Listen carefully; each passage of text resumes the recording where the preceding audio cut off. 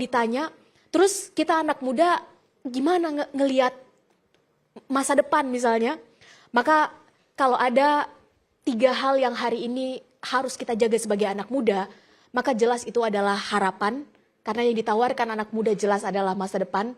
Yang kedua adalah leher ke atas, itu investasi paling mahal bagi anak muda. Memenangkan leher ke atas anak muda, memenangkan 50% pertandingan. Kalah di leher ke atasnya, kita udah kalah 50%. Dan yang ketiga adalah empati. Shirley tutup, maka hari ini terus kita harus mulainya dari mana? Ternyata dari barat ke timur sama, Mas.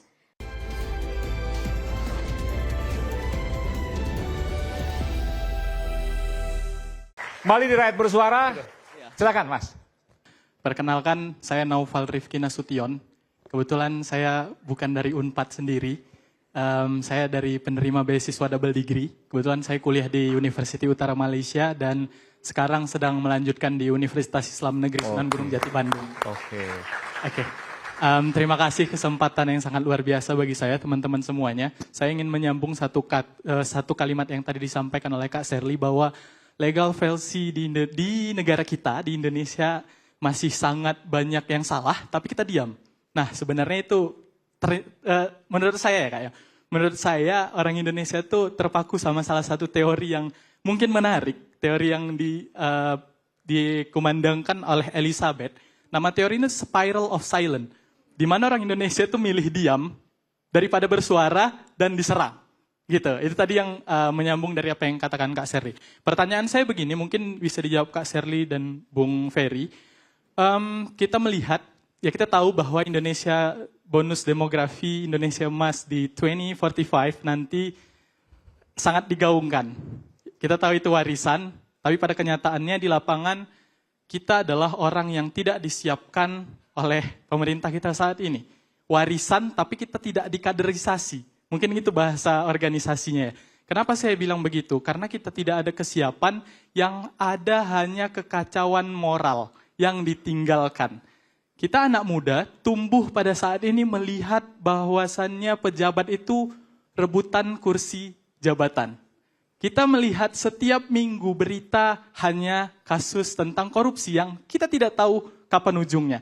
Jadi kalau saya bilang, kita nanti nih, anak-anak muda yang sekarang yang akan menjumpai namanya bonus demografi, sebenarnya bonus demografi ini saya ingin bertanya, apakah ini benar-benar peluang bagi kita, atau sebenarnya ini tantangan yang nyata, ketika kita melihat saat ini yang sungguh luar biasa masalah-masalah yang dihadapkan sama kita. Mungkin itu saja, terima kasih, salam hormat saya. Oke, makasih. Kak Aurel dulu deh. Kita sebenarnya sebagai anak muda, aku kuliahnya di luar, karena aku baru lulus kemarin itu, dan di sana aku ngerasa potensi anak muda Indonesia itu sangat amat besar. Aku sangat amat bangga mengakui aku orang Indonesia, dimanapun beberapa orang Taiwan masih nggak tahu Indonesia di mana. Aku bilang Rich Brian, mereka baru gitu. Nah di situ tuh aku sangat gencar memberitakan tentang Indonesia sebagus apa dan sepercaya apa aku sama Indonesia yang anak-anak mudanya pinter-pinter banget.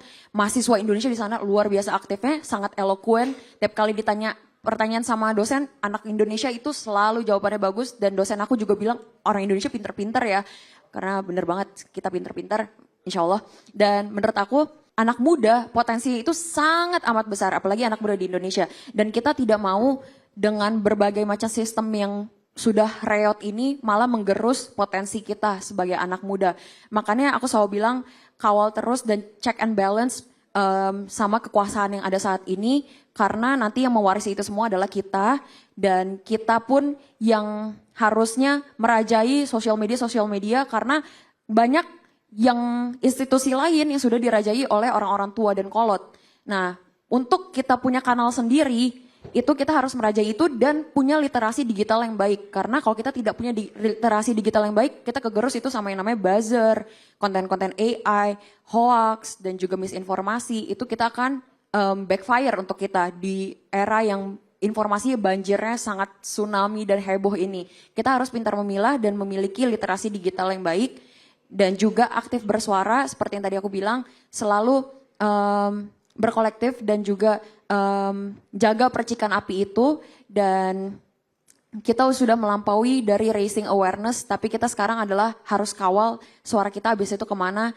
sistem ini apakah mau mendengarkan kita sebagai anak muda. Kita tidak boleh dijadikan dekorasi saja, tapi dijadikan sebagai suatu pilar untuk demokrasi ini. Itu aja. Oke, baik.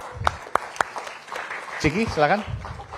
Sebenarnya aku ngelihat rada ironi sih, Mas.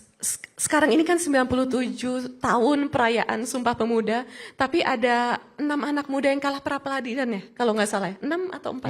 6. Jadi ini ironi, padahal potensi anak muda Indonesia tuh, Masya Allah kita bisa lihat dari ruangan ini aja luar biasa. Dan menghubungkan ini terhadap kemerdekaan Indonesia, kalau kita flashback, saya jadi ingat peran-peran anak muda Indonesia ketika berusaha mendapatkan pengakuan kemerdekaan Indonesia secara de jure dan de facto. Itu yang bergerak adalah anak-anak muda, diplomat-diplomat muda Indonesia yang usianya juga 20 tahunan. Dan dibantu oleh sosok Mufti Masjidil Aqsa, Sheikh Muhammad Amin Al-Husaini yang mensiarkan tentang kemerdekaan Indonesia di Radio Berlin. Jadi Mufti itu adalah ulama tertinggi yang bisa mengeluarkan fatwa.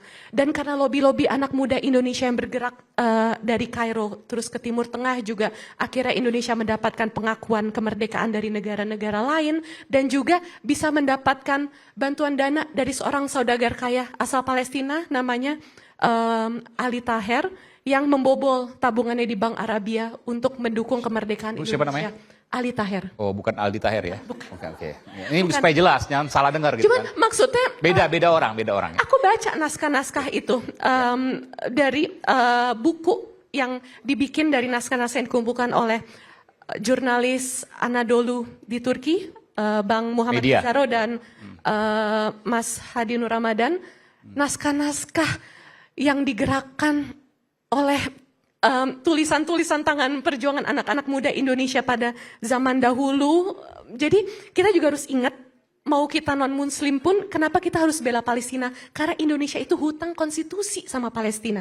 Kita benar-benar nggak boleh lupa itu. Karena kemerdekaan ada de jure dan de facto, dan yang membuat Indonesia bisa mendapatkan banyak pengakuan kemerdekaan dari negara-negara lain adalah sosok-sosok Palestina. Oke, luar biasa. Kak Shirley, silakan. Ada satu perkataan dari Malcolm X, seorang aktivis kemanusiaan asal Amerika Serikat yang kurang lebih mengubah cara saya berpikir yang awalnya pesimis, cukup realistis melihat gimana ya 20 tahun ke depan dengan kondisinya hari ini kayak gini. Kurang lebih Malcolm X pernah bilang gini, Mas, the future belongs to those who prepare for it today. Masa depan adalah milik mereka yang mau mempersiapkan hari ini. Now, the present. Ternyata kata kuncinya adalah hari ini kondisinya seperti apa dan apa yang kita lakukan hari ini. Mengenai perubahannya terjadi bukan di era kita, mungkin di generasi alfa, mungkin di generasi beta, itu di luar kemampuan kita untuk mengontrol. Tapi kalau ditanya, terus kita anak muda gimana ngelihat masa depan misalnya, maka kalau ada 3 hal yang hari ini harus kita jaga sebagai anak muda, maka jelas itu adalah harapan, karena yang ditawarkan anak muda jelas adalah masa depan. Yang kedua adalah leher ke atas, itu investasi paling mahal bagi anak muda. Memenangkan leher ke atas anak muda, memenangkan 50% pertandingan. Kalah di leher ke atasnya, kita udah kalah 50%. Dan yang ketiga adalah empati. Shirley tutup, maka hari ini terus kita harus mulainya dari mana? Ternyata dari barat ke timur sama, Mas. Gak ada perubahan besar bisa terjadi tanpa akumulasi perubahan kecil dan partikel terkecil perubahan. Ternyata dari diri kita sendiri sesuai dengan kapasitas kita masing-masing. Terima kasih. Baik. Silakan Bung Ferry. Ya, anak muda adalah masa lalu, sekarang dan masa depan Republik ini. Tanpa ada anak-anak muda, tidak mungkin ada Republik ini. Bung Besar memulai perlawanan di usia di bawah 20 tahun. Ada Syahrir, ada Tan Malaka, ada Soekarni, semuanya di bawah 20 tahun. Bayangkan. Malcolm X yang disebutkan sebagai dai di Amerika itu memulai perlawanan terhadap rasialisme dengan gaya Islaminya adalah anak muda. Dia yang kemudian pernah berpidato sangat penting yang berkaitan dengan kota ini. Tidak ada yang tahu ya. Dia yang bicara betapa pentingnya deklarasi Bandung. Dia bicara dunia harus berubah dan terinspirasilah dengan deklarasi Bandung. Terinspirasi dengan bapak-bapak, mungkin teman-teman di Bandung ketika itu. Dan bagi saya itu sangat penting. Bagi saya, tanpa ada anak muda, tidak ada revolusi. Tidak ada perbaikan. Tidak ada masa depan yang baik. Nah, saya yakin ya, bahwa teman-teman adalah kelanjutan masa depan Indonesia menjadi betul-betul lebih baik. Anak muda bisa menjadi siapapun dan bisa melakukan sesuatu kalau dia menggunakan jiwa mudanya. Ingat kata Tan Malaka penting sekali. Idealisme adalah satu-satunya barang langka yang hanya dimiliki oleh kaum muda.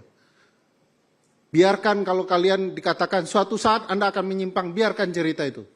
Kita tidak tahu juga masa depan kita seperti apa, saya juga tidak tahu.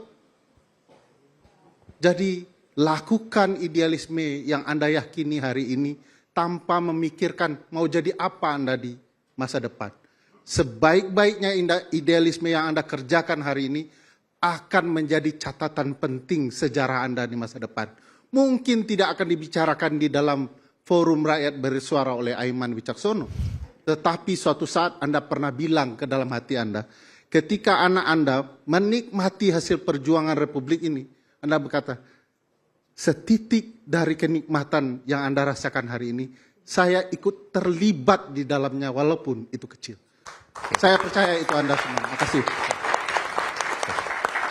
Baik, saya ingin cerita sedikit kenapa nama program di iNews ini adalah Rakyat Bersuara. Awalnya ingin menggunakan nama saya. Tapi saya berpikir bahwa ini bukan tentang Aiman. Ini bukan tentang narasumber. Sheila Anavita, Ciki Fauzi, Aurelia, Ferry Amsari. Tapi ini bagaimana kemudian nurani yang melecut keluar untuk terus bersuara menyatakan kebenaran. Dan itu yang akan saya jaga, insya Allah, sampai akhir hayat saya. Sampai berjumpa di Rakyat Bersuara berikutnya.